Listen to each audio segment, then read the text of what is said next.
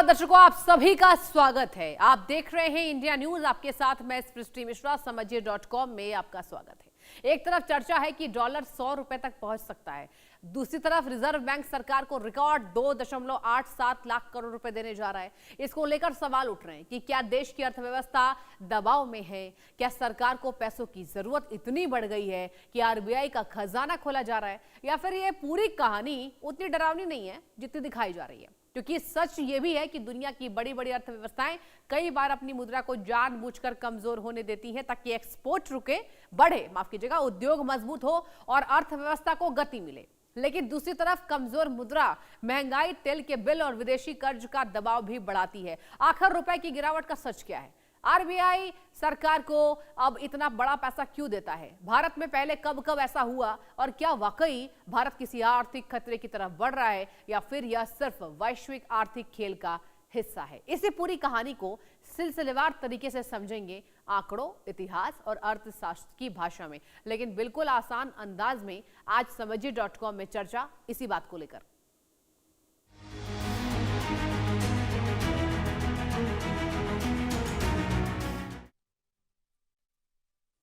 चलिए पूरी जानकारी आपको मैं देने की कोशिश करती हूं। रुपए में गिरावट, चर्चा तेज है कि $1 इज इक्वल टू 100 रुपए हो सकता है। क्या यह आर्थिक तबाही का संकेत है? कई बार गिरती मुद्रा संकट नहीं होता, कई बार यह वैश्विक बाजार का असर होता है, कई बार यह रणनीतिक आर्थिक फैसला भी होता है। मजबूत डॉलर भी रुपए पर दबाव बनाता है, इसलिए पहले पूरी कहानी समझना जरूरी है। और चलिए अब पहली जानकारी आपको हम देने की कोशिश करेंगे कि सवाल क्या है, उसका जवाब क्या हमने ढूंढा। सवाल यह भी है कि क्या भारत की इकोनॉमी खतरे में? क्योंकि आरबीआई सरकार को बड़ी मदद कर रही है, इसलिए इसको भी समझना जरूरी है। आरबीआई सरकार को देगा 2.87 लाख करोड़ रुपए। ध्यान से सुनिए जो मैं आंकड़े पढ़ रही हूं, यह अब तक का सबसे बड़ा सरप्लस ट्रांसफर माना जा रहा है। आरबीआई की कमाई कई स्रोतों से होती है। विदेशी मुद्रा भंडार से भी कमाई होती है, बॉन्ड से होती है, ब्याज से होती है, और डॉलर ट्रेडिंग से आय आती है। खर्च और रिजर्व निकालकर बाकी पैसा सरकार को जाता है। इसे आम भाषा में आरबीआई डिविडेंड कहा जाता है। तो ये तो पहली जानकारी थी कि पैसा कैसे आता है और आरबीआई कैसे सरकार को देती है। चलिए अब दूसरी जानकारी पर आते हैं। आरबीआई सरकार को पैसे तो दे रही है, लेकिन बड़ा सवाल है कि वो पैसा कहां से दे रहा है, वो कमाता कैसे?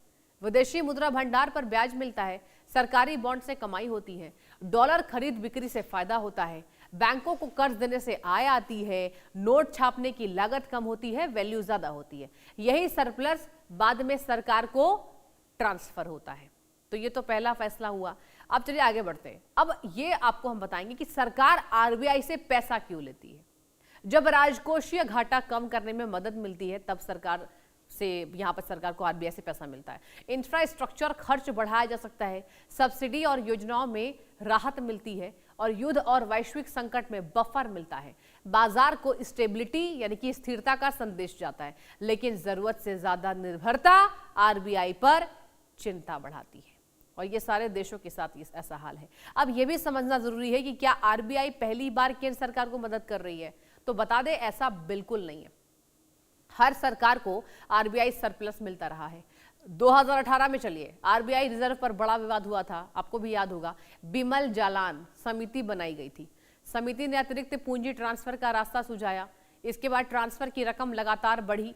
हाल के वर्षों में रिकॉर्ड भुगतान देखने को मिले। ये हम आपको पहले की कहानी बता रहे हैं। अब इस पर नजर डालते हैं समझिए.com में कि हाल में बड़े आरबीआई ट्रांसफर पर नजर क्या क्या रही। वित्तीय वर्ष 23 में यानी कि 2023 में करीब 87,000 करोड़ रुपए, जहां वित्तीय वर्ष 24 में करीब 2.1 लाख करोड़ रुपए। ये वर्ष वाइज आपको हम बता रहे, ईयर वाइज। वित्तीय वर्ष 25 में करीब 2.69 लाख करोड़ रुपए। वित्तीय वर्ष 26 में आइए करीब 2.87 लाख करोड़ रुपए। यानी सरकार को लगातार बड़ी राहत आरबीआई से भैया मिल रही है, लेकिन इससे खर्च और घाटा प्रबंधन आसान होता है। तो ये तो हमने आपको पहली कड़ी इसकी समझाई। अब आगे बढ़ते हैं। क्या इतना बड़ा ट्रांसफर खतरनाक है? Is this dangerous? इसको लेकर कुछ विशेषज्ञ चिंता भी जता रहे हैं। आरबीआई का सुरक्षा बफर अहम माना जाता है। संकट के समय यही सुरक्षा कवच किसी भी देश की ढाल बनता है। अगर बफर कम हो तो जोखिम बढ़ सकता है, लेकिन आरबीआई कहता है पर्याप्त रिजर्व मौजूद है, इसलिए बहस संतुलन की है, सिर्फ डर की नहीं। यानी कि बहस जो है वो बैलेंस की है, डर की नहीं है। ये तो बात हुई कि आरबीआई से सरकार को मदद की कैसे। अब आप समझिए कि रुपए की गिरावट की कहानी क्या है। सबसे ज्यादा स्ट्रॉन्ग पॉइंट तो ये है, इसको हम आपको सिलसिलेवार तरीके से समझाते चलिए। 1947 में दर्शकों $1 करीब ₹1 के आसपास था। अब अंतर देखिए, आजादी के वक्त भारत पर विदेशी कर्ज लगभग नहीं था। उस दौर में रुपया ब्रिटिश पाउंड सिस्टम से जुड़ा था। शुरुआती वर्षों में डॉलर करीब 3.3 रुपए के आसपास था। 1950 से 60 पर नजर डालते हैं तो दशक में सरकार ने बड़े विकास प्रोजेक्ट शुरू किए, 5 ईयर प्लान बनाया, आयात और विदेशी कर्ज बढ़ने लगे। धीरे धीरे डॉलर की मांग बढ़ी और रुपए पर दबाव आया। अब यही से कहानी शुरू होती है किस बात की? रुपए की लंबी गिरावट की कहानी। तो ये हमने आपको यहाँ पर ईयर वाइज बताया। अब चलिए आगे बढ़ते हैं, कुछ और वर्षों पर नजर डालते हैं। 1966 में दर्शकों क्या हुआ था? पहली बड़ी चोट मिली थी। 62 में चाइना युद्ध हुआ था और 65 में पाकिस्तान युद्ध का असर पड़ा। देश में खाद्यान्न संकट हुआ, विदेशी मुद्रा की कमी बढ़ी और अमेरिका और विश्व बैंक ने आर्थिक सुधार का दबाव हमारे देश पर बनाया। 1966 में रुपए का बड़ा अवमूल्यन किया गया। डॉलर करीब 4.76 रुपए से बढ़कर 7.50 रुपए पहुंचा। यह आजादी के बाद पहला बड़ा करेंसी शॉक था। करेंसी शॉक, जी हाँ, सही सुन रहे हैं आप। विपक्ष ने तब इसे आर्थिक सरेंडर कहा था। विपक्ष तो पहली बार इल्जाम नहीं सरकार पर लगा चुकी है। आगे बढ़ते चलिए। 1993 के बाद क्या बदला? भारत ने फिक्स्ड एक्सचेंज रेट छोड़ दिया, रुपया बाजार आधारित सिस्टम में आ गया। अब डॉलर की कीमत बाजार तय करने लगा और मांग और सप्लाई का असर बढ़ गया। विदेशी निवेश आने जाने से उतार चढ़ाव बढ़ा। आरबीआई सिर्फ ज्यादा गिरावट रोकने लगा। यही से रुपया धीरे धीरे और कमजोर होता गया, जो आज हमारा समझिए.com में अहम पहलू है। कैसे कमजोर हुआ? अब रुपया गिरता क्यों है, ये आपको चलिए समझाने की हम कोशिश करते हैं। जब डॉलर की मांग दर्शकों बढ़ती है, जब भारत ज्यादा आयात करता है, खासकर तेल आयात बड़ा कारण है। विदेशी निवेश निकलने पर दबाव बढ़ता है। युद्ध और वैश्विक संकट असर डालते हैं। मजबूत अमेरिकी अर्थव्यवस्था भी वजह बनती है। यही वजह है कि रुपया जो है वो कमजोर होता है। अब सवाल क्या है? सवाल ये है कि क्या कमजोर मुद्रा या रुपया हमेशा कमजोर होता है? इसको भी चलिए समझने की कोशिश करते हैं। जानकार तो ये कहते हैं, मतलब एक्सपर्ट्स ये बताते हैं कि ऐसा नहीं है। कमजोर रुपया एक्सपोर्ट बढ़ा सकता है। आईटी और फार्मा कंपनियों को फायदा मिलता है। आईटी और फार्मा, विदेश से आने वाला पैसा ज्यादा मूल्य देता है। आईटी और फार्मा, पर्यटन और मैन्युफैक्चरिंग को सहारा मिलता है। और चाइना और जापान भी यह रणनीति अपनाते हैं जो भारत अपनाता है। चाइना और जापान। आगे बढ़ते चलिए। कुछ देशों की रणनीति क्या है, मास्टर प्लान क्या होता है? कई देश जानबूझकर मुद्रा को कमजोर रखते हैं ताकि उनके सामान दुनिया में सस्ते दिखें। इससे एक्सपोर्ट बढ़ता है, फैक्ट्रियां चलती रहती हैं, रोजगार में मदद मिलता है। और चीन पर लंबे समय तक ऐसे आरोप लगे, जापान भी कमजोर येन नीति अपनाता रहा, जानबूझकर अपने मुद्राओं को कमजोर दिखाना। क्या होता है इससे? आपको हमने बताया अभी। अब एक्सपोर्ट बढ़ता है। चलिए आगे बढ़ते हैं। तेल आयात महंगा हो जाता है। नुकसान क्या है? चलिए नुकसान पर अब नजर डालते हैं। ये प्रमुख बिंदु है। पेट्रोल डीजल पर दबाव बढ़ता है। आप देखिए देश में बेतहाशा 10 दिन में 3 बार प्राइसेस को बढ़ा दिया गया। महंगाई बढ़ सकती है। दूध दही दाम आप देख ही रहे हैं, आपके शहर में भी बढ़ रहा होगा। विदेशी यात्रा महंगी हो जाती है। आप फ्लाइट्स चेक कीजिए, अभी आपको महंगी फ्लाइट्स दिखाएंगी।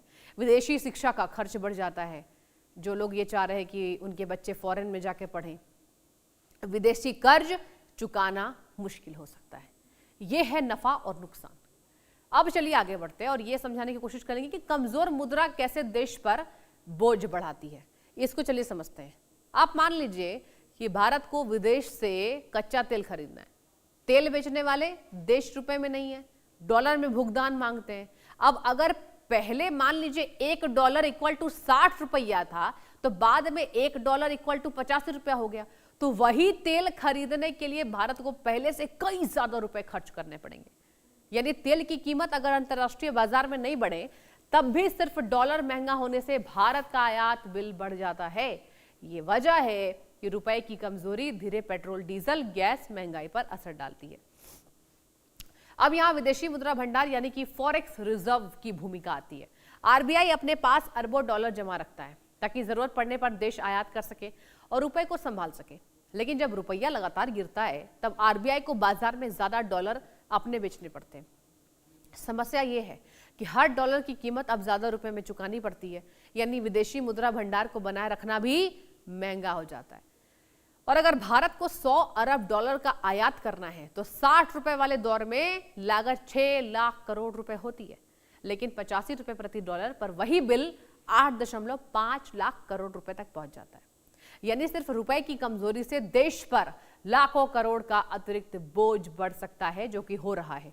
यही कारण है कि कमजोर मुद्रा सिर्फ आर्थिक आंकड़ा नहीं बल्कि सरकार के बजट, जनता की जेब और देश की रणनीतिक ताकत से जुड़ा मुद्दा बन जाता है। कुछ और जानकारी। अब हमने तमाम पहलुओं पर नजर डाली, लेकिन सबसे इंपॉर्टेंट क्या है, हमने अभी विदेशी मुद्रा भंडार की बात की थी। तो आपको बता दें कि विदेशी मुद्रा भंडार होता क्या है। आरबीआई के पास जमा विदेशी करेंसी, ज्यादातर हिस्सा डॉलर में होता है। संकट में यही सुरक्षा कवच बनता है। इससे आयात का भुगतान किया जाता है, रुपए को संभालने में मदद मिलती है, विदेशी निवेशक को भरोसा मिलता है। इसे देश की आर्थिक ताकत माना जाता है, जो कि हमारे देश की ताकत है। अब आरबीआई को डॉलर क्यों बेचने पड़ते हैं? जब बाजार में डॉलर की कमी होती है, रुपया तेजी से गिरने लगता है, तब आरबीआई हस्तक्षेप करता है, इंटरवेंशन करता है, विदेशी मुद्रा भंडार से डॉलर बेचता है। इससे रुपए को सपोर्ट मिलता है, लेकिन रिजर्व पर दबाव बढ़ता है। लगातार हस्तक्षेप आपको महंगा भी पड़ सकता है, यानी कि देश को महंगा पड़ सकता है। कुछ और जानकारी। अर्थव्यवस्था बेहद खराब क्यों हुई? अब आपके मन में भी यह सवाल उठ रहा होगा कि क्या भारत की हालत पाकिस्तान या श्रीलंका जैसी है? तो यह भी आपको समझाते हैं। क्या भारत की अर्थव्यवस्था बेहद खराब है? यह बड़ा सवाल है। फिलहाल ऐसा कहना गलत है। भारत का विदेशी मुद्रा भंडार मजबूत है, बैंकिंग सिस्टम अपेक्षाकृत स्थिर माना जाता है, मतलब कंपैरिजन टू अदर कंट्रीज ये स्ट्रांग है, और अर्थव्यवस्था दुनिया की टॉप ग्रोथ में शामिल है। टैक्स कलेक्शन लगातार बढ़ रहा है। यही वजह है कि अपने देश की अर्थव्यवस्था कमजोर नहीं है। यह सरासर गलत है, रॉन्ग। दुनिया में मुद्रा संकट के बड़े उदाहरण क्या दर्शकों? अर्जेंटीना की मुद्रा कई बार ढही है, तुर्की की लीरा में भारी गिरावट आई है, वेनेजुएला के हाइपर इन्फ्लेशन हुआ, श्रीलंका आर्थिक संकट में फंसा, पाकिस्तान का रुपया भी दबाव में रहा। कमजोर अर्थव्यवस्था में मुद्रा तेजी से टूटती है जब ये तमाम वैश्विक संकट होता नजर आ रहा है। केवल एक देश की यह बात नहीं है। अब सवाल यह है कि अमेरिका का डॉलर इतना मजबूत क्यों है? दुनिया का